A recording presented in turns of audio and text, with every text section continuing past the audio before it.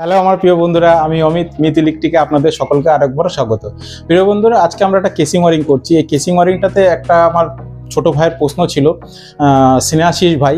সেই ভাইটা প্রশ্ন করেছিল যে কেসিং কত হাইটে লাগানো উচিত। তা বলে দিই, মেঝে থেকে স্ট্যান্ডার্ড হাইট 9 ফুটে স্ট্যান্ডার্ড হাইট যে উপরে কেসিং লাগানো উচিত, এবং হচ্ছে সুইচ বোর্ডগুলো 4.5 থেকে 5 ফুটে কিংবা 4 থেকে 4.5 ফুটে লাগানো উচিত। কিন্তু এখানে আমরা যখন 4.5 ফুটে মাপ নিতে যাই তখন কাস্টমার বললো বোর্ডটাকে আরও উঁচু করে দিতে। এবং হচ্ছে আমাদের লেআউটটা দেখো, যেহেতু আমাদের টিনের ঘর, সেই টিনের ঘরের লেআউটটা দেখো যে এখান থেকে আমরা শুরু করেছি, ওইদিকে আগের করা আছে আর এইটুখানি শুধু নতুন হয়েছে। তা আমাদের এখানে কেসিংটা এখানে এসছে, এটা মেন লাইন গেছে একটা, এই মেন লাইনটা এসছে, এসে এখান থেকে আমরা এখানে লাগিয়েছি। আমরা এখান থেকে ইচ্ছা করলে এখান থেকেও নিয়ে যেতে পারতাম, দেখতে সুন্দর হতো, কিন্তু এখানটা প্লাস্টার করা নেই বলে আমাদের এখানটাতেই এইভাবে নিয়ে যেতে হয়েছে। আর এটা হচ্ছে আমাদের 4 জয়েন্ট বক্স, আর এটা হচ্ছে আমাদের এখানে সুইচ বোর্ড হবে। তো এখান থেকে আমাদের লাইনটা গিয়ে এখান থেকে আবার এখান থেকে এসছে, এটা আমাদের বাইরে গেছে, যেটা হচ্ছে কনিং বেলের জন্য। এটা দেখাচ্ছে একটু পরে, আগে ঘরের ভিতরটা দেখিয়ে নিই।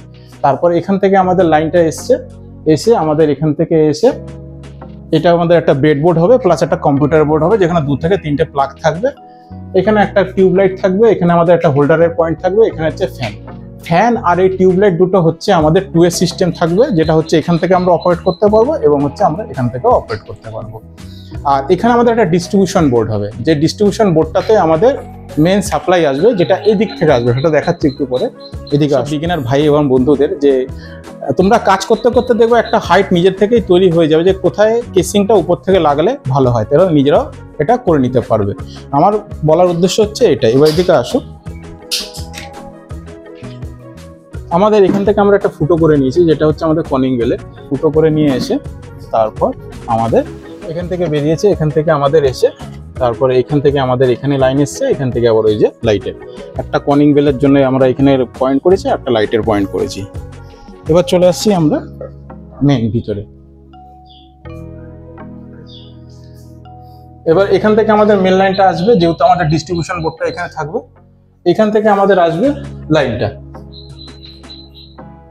এই লাইনটা এসে এখান থেকে এসে এই যে তারটা এসছে, দেখতে আমাদের মেন লাইনটা আসবে, এখান থেকে এসে আমাদের তারপর আবার এসে এখান থেকে আমাদের সুইচ বোর্ড, ওটা আমাদের ডিস্ট্রিবিউশন থেকে মেন লাইন আসবে, তারপরে আমাদের সিঁড়ি ঘরের উপরে চলে।